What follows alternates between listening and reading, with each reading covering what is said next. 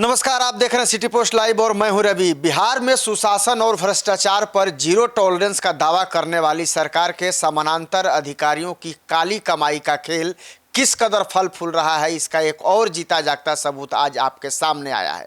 आर्थिक अपराध इकाई यानी कि ईओयू की टीम ने शनिवार की सुबह सुबह ग्रामीण विकास विभाग झाझा यानी कि जमुई में तैनात कार्यपालक अभियंता गोपाल कुमार के ठिकानों पर एक साथ धावा बोल दिया। पटना से लेकर जमुई तक कुल 4 ठिकानों पर हुई इस ताबड़तोड़ छापेमारी ने एक बार फिर बिहार में इंजीनियरों की अकूत संपत्ति के राज को बेनकाब कर दिया है। क्या है पूरा मामला, इस पर विशेष जानकारी लेंगे अपने सहयोगी मुस्कान से। मुस्कान, ईओयू की यह छापेमारी किस अधिकारी के खिलाफ और किन किन ठिकानों पर एक साथ शुरू हुई है? देखिए, पूरी कार्रवाई जमुई जिले के झाझा में ग्रामीण विकास विभाग के जो पदस्थापित कार्यपालक मतलब एग्जीक्यूटिव इंजीनियर है गोपाल कुमार उर्फ गोपाल प्रसाद इनका नाम भी है, और इनके खिलाफ की गई है। आपको बता दें, ईओयू की टीम ने शनिवार सुबह 8 बजे से लेकर 8:30 बजे के बीच कोर्ट से वारंट लेने के बाद एक साथ इनके 4 ठिकानों पर छापेमारी शुरू कर दी। क्योंकि अब ईओयू को भी पता है सर कि अगर एक ठिकाने पर मारिएगा तो बाकी ठिकाने से सब कुछ निकाला जाएगा, तो अब ईओयू भी एक साथ सारे ठिकानों पे जाती है।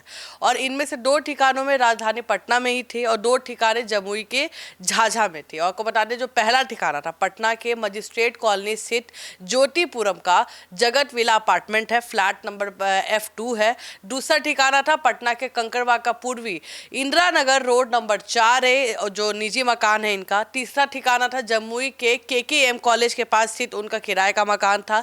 चौथा ठिकाना था झाझा स्थित ग्रामीण विकास विभाग का उनका सरकारी कार्यालय। इतना ठिकाना आपके पास है? देखिए, आम आदमी के पास इतना ठिकाना होगा? अब हमसे पूछे मेरे पास ठिकाना होगा इतना? एगो इधर रेंटेड है, एगो उधर घर है, 2 हम इधर भी रखे हुए, और कंकड़बाग का पॉश इलाका है।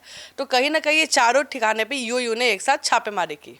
लेकिन जानकारी ये आ रही है कि पटना के मजिस्ट्रेट कॉलोनी वाले फ्लैट में ईओयू की जो छापेमारी हुई है, वहां से क्या क्या बरामद हुआ है और क्या क्या अनुमान, उसकी कीमत अनुमानित क्या है? देखिए, पटना के आप स्क्रीन पे भी देख रहे होंगे, पटना के मजिस्ट्रेट कॉलोनी स्थित जगत विला अपार्टमेंट के 2nd फ्लोर जो F2 है, उसमें जो गोपाल कुमार का परिवार रहता है, एक बेहद आलीशान 3 BHK फ्लैट है, और जिसका वर्तमान बाजार मूल्य हम आपको बता दें करीब 1.5 करोड़ रुपए बताई जा रही है। 1.5 करोड़? जी, ये एग्जीक्यूटिव इंजीनियर है।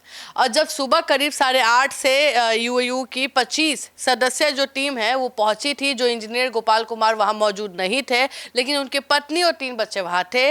तलाशी के दौरान इस फ्लैट से टीम को 40 लाख रुपए नगद बरामद हुए हैं। 40 लाख रुपए नगद। इसके अलावा अलमीरा में लाखों रुपए के सोने, जेवरात, चांदी के बर्तन तक मिले। बताइए, सब नया नया दूल्हा के पास मिलता है तो समझ में आता है।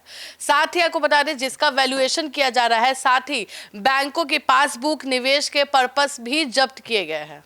जाहिर सी बात है, इतना कैश और इतने सोने चांदी सिर्फ एक फ्लैट से मिलना, बाद बाकी अभी और खुलासे होंगे, जांच चल रही है, छापेमारी चल रही है। लेकिन मुस्कान, सवाल है कि कंकड़बाग स्थित 3 मंजिला इमारत और जमुई के किराए के मकान से क्या इनपुट सामने आए हैं? देखिए, पटना के पॉश इलाका आपको मैंने बताया कंकड़बाग है और बहुत महंगा जगह है, और पूर्वी इंदिरा नगर में है जो रोड नंबर 4 में आता है।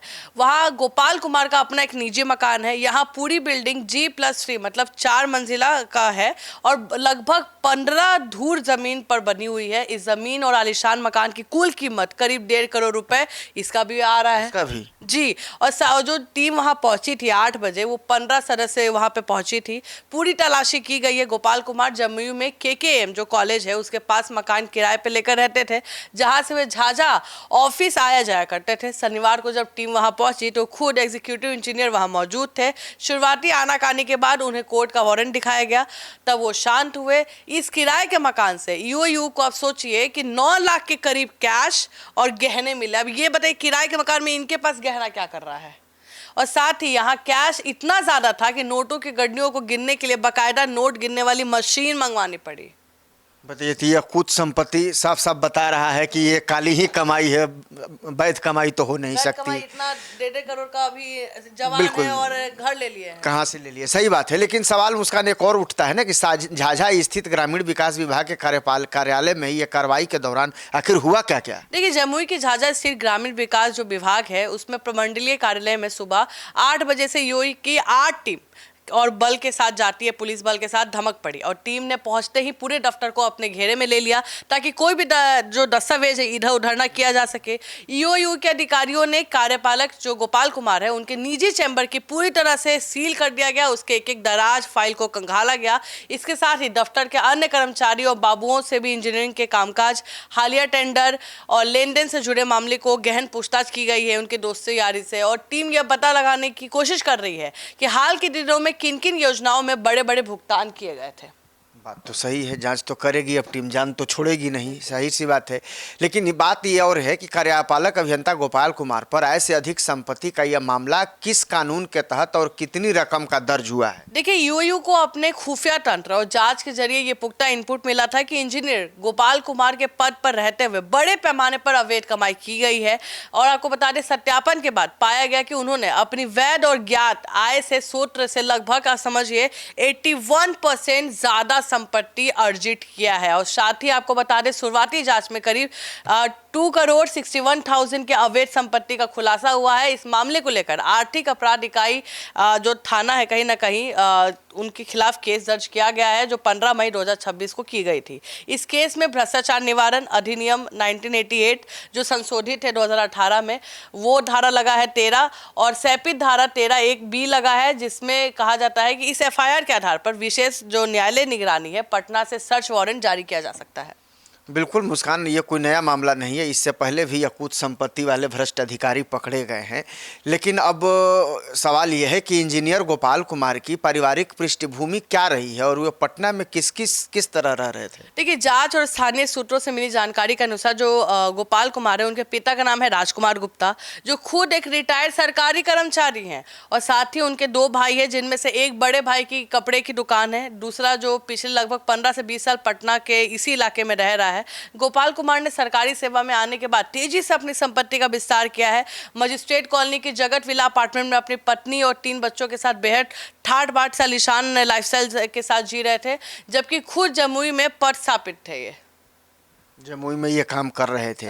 और वहाँ भी जिस तरीके से छापेमारी हुई तो वहाँ भी बताइए, सोना मिलना, जहाँ पत्नी नहीं है, बच्चे नहीं है, उनका वो किराए पर लेकर रह रहे हैं मकान, वहाँ आखिर आम आदमी कोई भी हो, बड़ा आदमी हो, बिजनेसमैन हो, पैसा क्या करता है? पत्नी को देता है। कोई भी, ठीक है, पत्नी को देता है। अगर आप अभी घर से निकलिएगा तो पत्नी को बोलेगा भाई इतना पैसा दे दो, उसके बाद वो हिसाब भी लेगी आपसे कि वो पैसा क्या किया, हजारों रुपए देकर हिसाब ले गया कहाँ खर्च किए।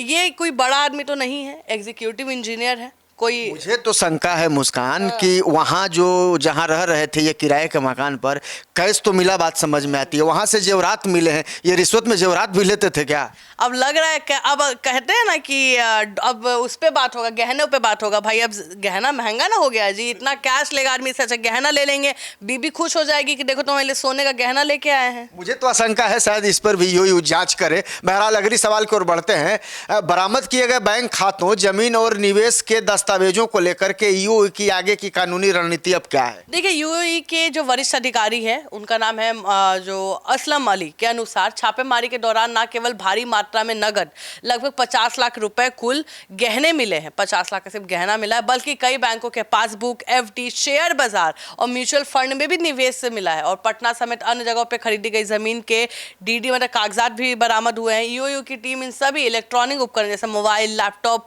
और जितने भी वित्तीय दस्तावेज को जब्त कर पटना मुख्यालय लेके जा रही है। तलाशी अभियान पूरी तरह समाप्त होने के बाद इन सभी संपत्तियों का एक प्रॉपर वैल्यूएशन किया जाएगा। यदि दस्तावेज में दर्ज संपत्ति की कीमत बढ़ती है तो कोर्ट को सूचित केस इस अन्य धाराओं को भी जोड़नी होगी। आरोपी इंजीनियर की गिरफ्तारी के लिए आगे कदम बढ़ाया जाएगा। तो बिल्कुल ये तो झलक थी, अभी पूरी फिल्म बाकी है क्योंकि वो जांच कर रही है। लेकिन अब देखना यह होगा कि 2 करोड़ से ज़्यादा की इस अवैध संपत्ति के खुलासे के बाद ईओयू इस भ्रष्ट व्यवस्था पर कितनी कड़ी चोट कर पाती है और आरोपी इंजीनियर को कब तक सलाखों के पीछे भेजा जाता है। हम इस पूरी कार्रवाई की एक अपडेट आप तक लगातार पहुँचाते रहेंगे। लेकिन आप इस खबर को पर क्या समझते हैं, इसको ज़्यादा से ज़्यादा शेयर करें, लाइक करें और कॉमेंट करके अपनी राय जरूर दें। धन्यवाद।